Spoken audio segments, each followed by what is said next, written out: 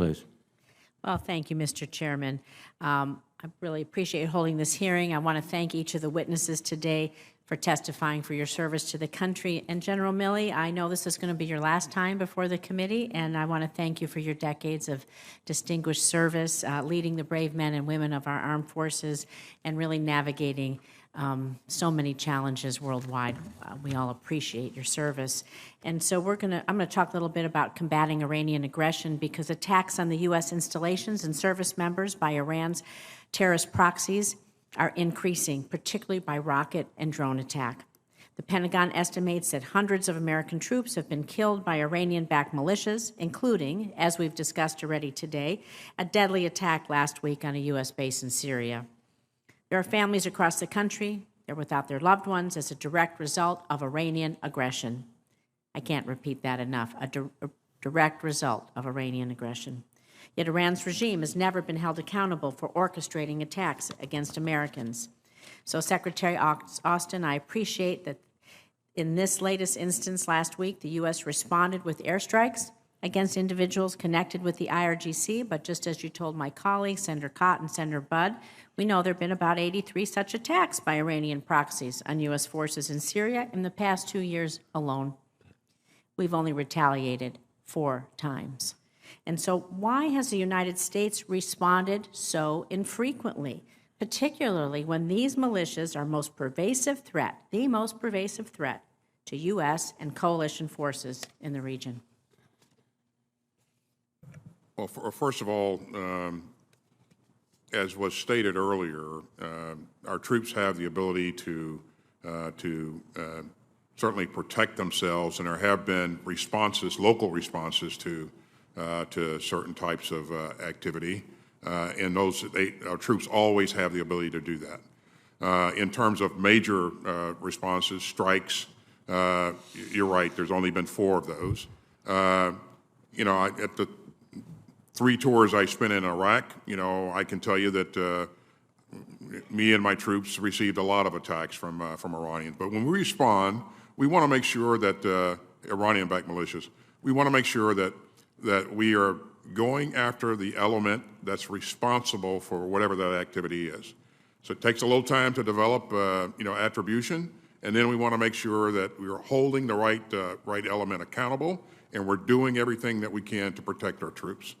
So all of those things go into, our consideration when we plan a response option. Well, I have 2 questions, one for you, General Milley, another one for you, Secretary Austin. So the first one's for General Milley to follow up.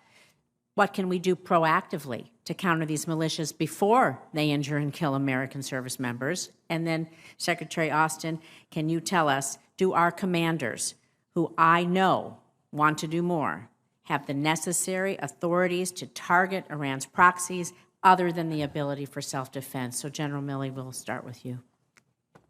In terms of proactive measures, what we're looking at is force protection and all of the various camps and outposts in the Central Command area of operations, specifically in Iraq and Syria, where these attacks occur. They have, we think, adequate force protection in terms of counter-rocket and missile defenses. They are able to, in fact, 4 responses is probably an understatement, because we end up shooting down a lot of these incoming UAVs, for example. If a rocket or a 107 rocket or something like that is going to miss the compound by 2, 3, 4, 5 kilometers, that's a significant amount.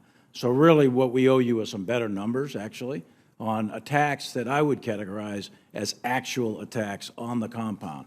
And missing a compound by 2 or 3 kilometers, that may or may not. We don't know what that was necessarily. So we owe you some better numbers.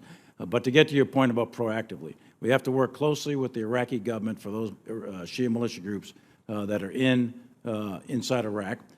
And we have to continue to work with our partners in the region for the attacks that are occurring in Syria. So working with our indigenous allies and partners is key. And then also putting these groups on notice. The various Shia militia groups, we know who they are, letting them know that we will respond affirmatively and forcefully if they attack our troops. We've done that. There are some of these groups that are much more aggressive than others, and we have actually in the past done some things to those groups that are not necessarily on the front page of the paper. So there are activities that are occurring that do act as a proactive measure. And the last thing I would say with respect to Iran, messaging Iran is critically important. The Iranian government is a complex, large organization, and the supreme leader may or may not be making every single decision.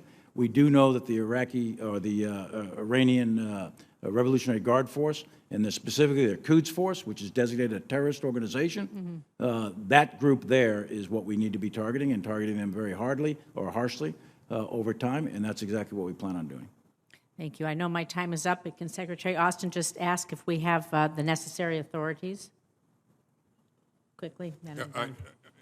I think we do, Senator, and this is something that we need to continue to review as we go forward. We certainly have the right to self-defense. We have authorities under the 2001 AUMF, and that enables us to do what we need to do in our counter-ISIS efforts. But again, as we go forward, it's always good to look at the authorities and make sure that we evolve them if that's required. And so you have my commitment to work with leadership and with you to continue to do that. Thank you. Thank you, Mr. Chairman. Thank you, Senator Rosen. The committee will stand in recess until 12.